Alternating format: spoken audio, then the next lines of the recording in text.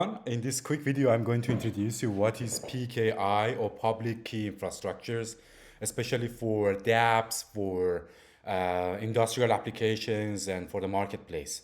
So I try to summarize that and make it simple as possible. So hopefully it would be sufficient for you. And if you have any questions, just drop your questions, in the comment section and communicate there. Yeah. So what is PKI actually in general? So you might hear this term if you apply for a job, if you I don't know, study or you work for industry, for startups or any other places. I'll give you an example. Imagine that you work for a fintech startup or you design your own app. Okay, you want to make an application, solo founder or you're a founder or you just work for a company. One critical part of application is, for example, authentication or another very critical and tangible example is payment processing. For example, you use like a Stripe payment, okay? You want to have some subscription and users pay some subscription, and you can't really handle all the credit card information, everything on your end. You need to use some third parties, like Stripe or PayPal or many other places like that, right? So you have to communicate with those servers and you have to communicate them in a proper, secure way. Why secure way? Because how Stripe knows this request, this API call is from your app. How do you know the response you get from the payment was successful is really from Stripe, not someone else hack, the API call, on the way. There are hackers actually do that. This is a common way, and just fake that response from a Stripe, and you get the free subscription from of your app.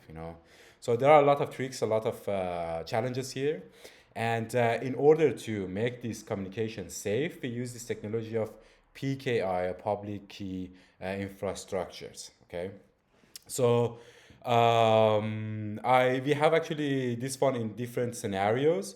We use that, for example, if you want to authenticate, use Google Authenticator. Google actually use, for example, PKIs.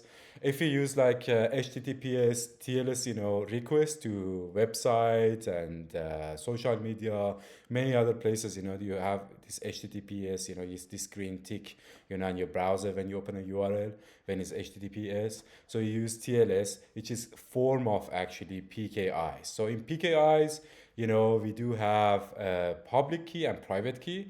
Public key is something that server actually store that, and private key is something on your end and you don't expose that. But server, for example, Stripe, in order to make sure this request is legit from a user, ask you to prove that if you have the private key.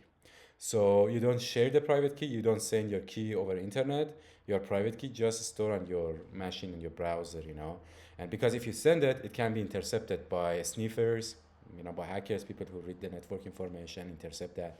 So it's not a cool thing. So the other places that actually use that is like databases, like PostgreSQL is very common these days, using in apps and places like that, on the server side, I mean. And it also uses, it has an option to use like PKI technology instead of storing password, and the old-fashioned way. This is really good for distributed, because also Postgres has a distributed environment, like Oracle is a kind of distributed friendly database. And yeah, for many authentication, you want to allow your user to sign in with Google, with Google Authenticate, or you want to use some AWS services.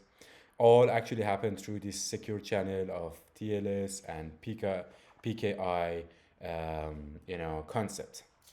And another example that might be useful for you, we have different tools and application for that. HashiCorp Vault is actually for certificate management. It's also used for PKI, is known to be a PKI infrastructure. And there are tools like OpenSSL. For example, you have a domain, you have a website for your startup, for your name, whatever you want to make it safe through SSL. So you use OpenSSL. One way is like that. You make a certificate and then you upload that to some organizations. There are a bunch of those out there, and they get your information. You pay some fee, and for a limited time. You will be on the CA. You get certificate administration. You will be registered there.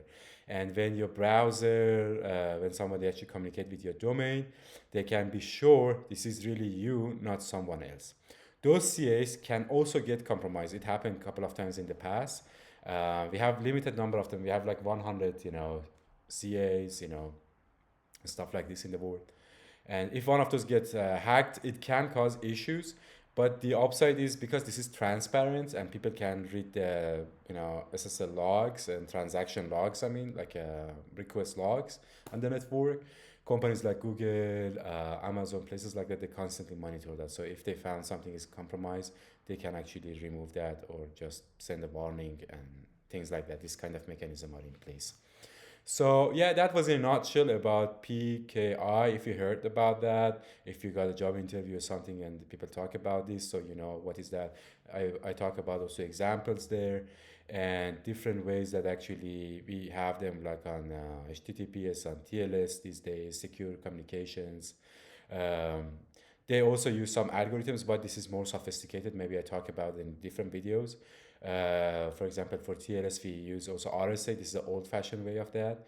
And the recent approach is Hellman approach, which is for TLS 1.2 and 3. So it's good to know them. And these new version are also in contrast to RSA. They are quantum resistant and they are faster. The key size is smaller. The computational time is faster, and they are more efficient and more industrial. It's many blockchain applications and places like that. Also, they use that.